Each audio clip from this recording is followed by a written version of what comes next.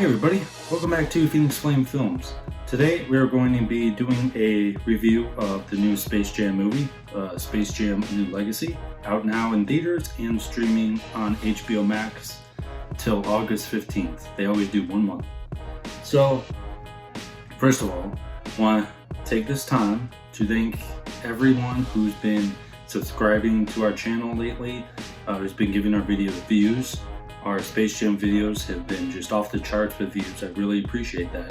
Our last one, our second to last one, most recent, that Rick and Morty cameo. Spoiler alert, but not really, because the videos are out there. They almost have 70,000 views.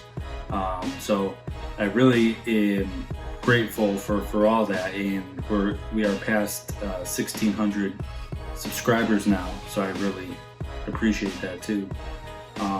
And you can always subscribe, hit that button, and we look forward to having new faces join our channel, because we're going to be posting a bunch of Space Jam videos as of now, and our trailer comparison series.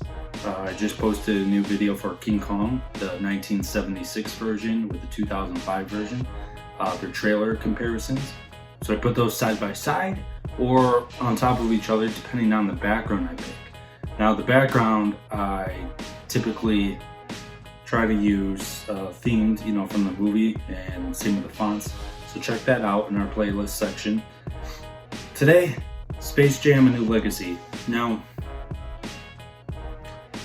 nothing will ever compare to the original Space Jam from 1996 with Michael Jordan. I have heard that they were planning on making a bunch of other Space Jam movies way back when, because that was successful. They were going to do a golf Space Jam with Tiger Woods, a skateboarding Space Jam with Tony Hawk, Space Jam sequel with Michael Jordan, and a bunch of others. So the Space Jam was just, it was going to be like their own cinematic universe with all the stars of the late 90s and possibly early 2000s. That would have been really cool to see. But 25 years later, Space Jam 2, Space Jam: A New Legacy, whatever you want to call it, hits theaters today and on HBO Max. A lot of you have already watched it because it's different time zones all over the place. That probably released early internationally.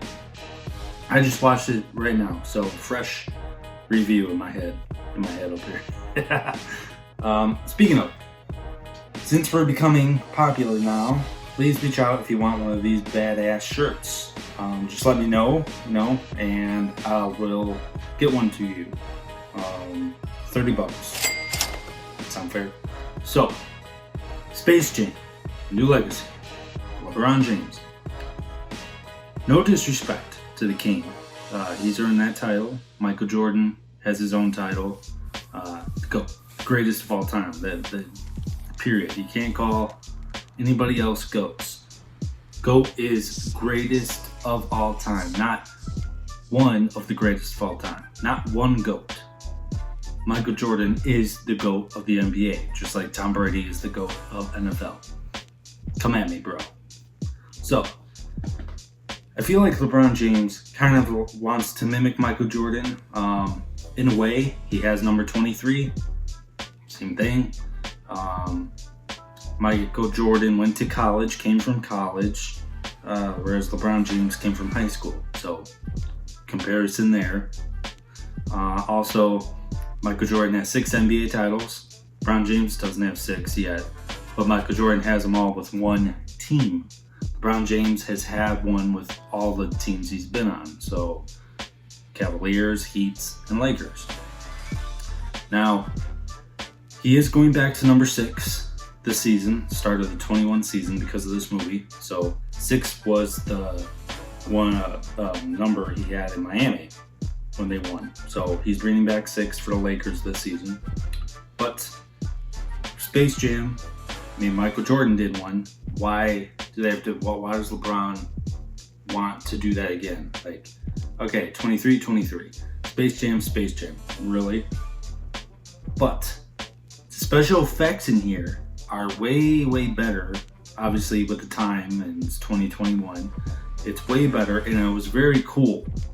The Space Jam from 1996, however, the graphics still hold up. It's live action. Just like the Back in Time Back in Action, the Looney Tunes movie with Brendan Fraser. The guy who did The Mummy, who's like now irrelevant. Well, he is in a new movie on HBO Max called No Sudden Move, but he was popular for a while. Anyway, the graphics do still hold up in that movie because I was watching it the other day to get myself ready for this one, and I liked it. Again, it's still way better than this. I felt LeBron James really wasn't giving it his all. Michael Jordan wasn't an actor either. That was like his first movie, and he nailed it. Sure, is it A+ worthy acting? No, but Michael Jordan compared to LeBron James in Space Jam, Jordan was way better actor. So, moving forward, the plot's kind of similar. The original Space Jam, the Monstars stole the talent from the popular NBA players at the time, including Muggsy Bogues of the Charlotte Hornets, Charles Barkley of the Phoenix Suns, Sean Bradley of the Mavericks, Larry Johnson of the Hornets and New York Knicks, and Patrick Ewing of the New York Knicks. So that was great talent because they were current and popular NBA superstars of that time, right? In Space Jam, when I watched that video of how to play basketball, it was like the greatest, best players from around the world are in the NBA. So the little alien creatures took the powers from the best 5 NBA players that were currently in their time right there. Comparing to the Goon Squad for this Space Jam New Legacy, that team consisted of Damian Lillard, Klay Thompson, Anthony Davis, Diana Taurasi, and Nika Ogwumike. I'm sorry, sorry if I pronounced that wrong. So they added female NBA talent, which that was pretty cool to see.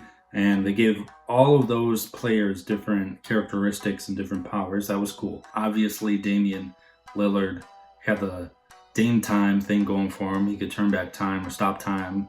Klay Thompson was fire and wet fire, so water and fire basically. Anthony Davis was a bird with a unibrow. Diana Taurasi was a snake. And the girl who I cannot pronounce, Nika, was an arachnid. That was pretty cool because the Monstars really didn't have any powers. They were just bigger and meaner and stronger versions of themselves because they grew. So anyway, kind of the same plot, It's simple basketball team in the original Space Jam to defeat the Monstars, because if they lost, Michael Jordan would have to stay on Morat Mountain and sign autographs for the rest of his life. Here, Don Cheadle's character, Algae Rhythm, kidnapped LeBron James' son Dominic, which is my name, and sent LeBron James to the Toon World, where he had to come up with his own team to play a basketball game, which was created by his son, called Dom Ball, which, I found that we have in common because my name is in a movie. How am I not gonna like it? Yeah, so obviously they won.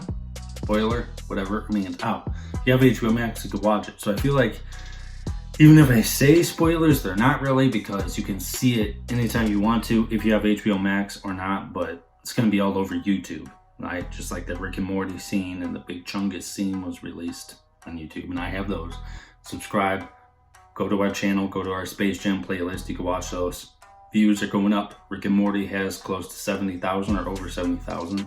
And our Space Jam trailer comparison video from a while ago is pushing 530,000 views. We have to get that to 1 million people. And over 600,000 views, total channel views. So I really want to get to 1 million, so help me out because it's very cool. I just got that community tab or section unlocked. So you've been seeing my posts lately if you've been a subscriber. I'm on Patreon now, so if you want to be a donator or a member of the Phoenix Flame Films crew, join Patreon, and yeah, you'll get exclusive merchandise. I can sell this shirt. They make their own stuff. I'll just add my logo. You want a mug, you want a sticker, whatever. I'll appreciate that. You can find us on Facebook, Instagram, Reddit, TikTok, and Patreon now, so that's cool. Anyway, back to this. Obviously, both teams, they won. The ending game was similar. The new version had about every damn Warner Brothers property show up. You saw Penguin from Batman. Speaking of Batman, they entered DC World, and it was the cartoon version world. When they went there on the planet, they had the old Danny Elfman theme from the original Batman playing. LeBron James was Robin, and Bugs Bunny was Batman. That was funny. There was a Superman cameo, Aquaman, Wonder Woman, Green Lantern, Justice League, Flash, all that.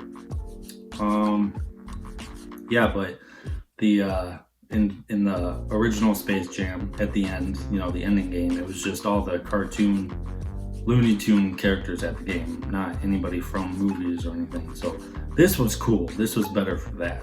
There's Harry Potter references, there's Games of Thrones references, DC references, obviously, Looney Tune stuff, just everything Warner Brothers. That was very cool to see.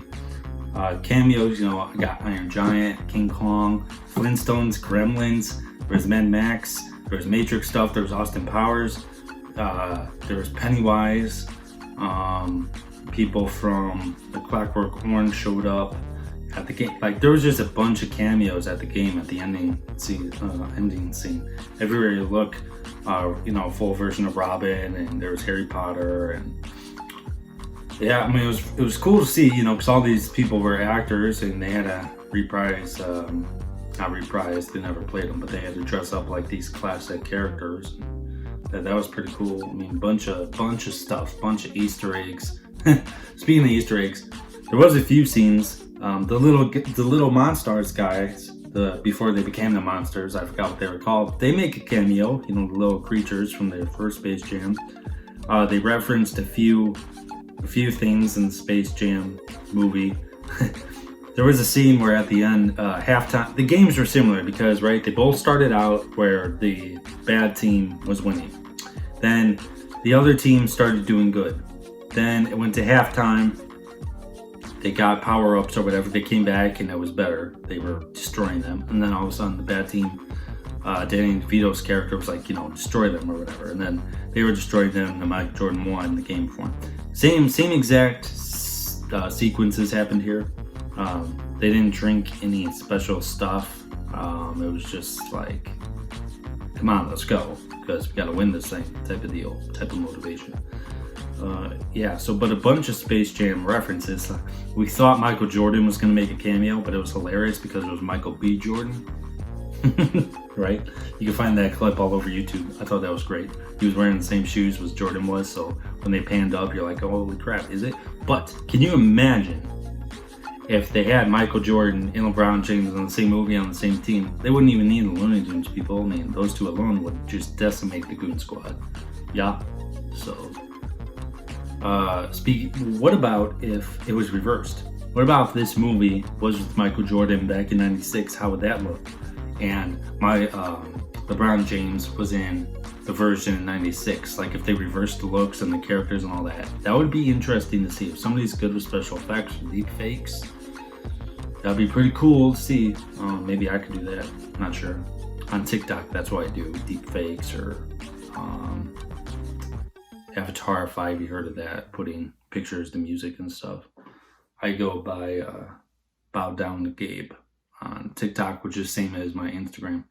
But on all the other stuff for Phoenix Flame Films, it's just SO. It's just Phoenix Flame Films. So you can find us all over the place. At the end of the game, remember in the original Space Jam, Charles Barkley's character, the orange guy, was holding back Michael Jordan's legs, and he stretched his arm to win the basket. Kind of same thing almost happened here. LeBron James went to go dunk. Don Cheadle's character went to grab him. And then Dominic, his son, threw a power-up and under LeBron's foot and gave him more air. So then he made it, and then they won. Again, it's not a spoiler because it's out. You could see it. It was even in the trailer. So, yeah. Oh, and Bugs Bunny dies.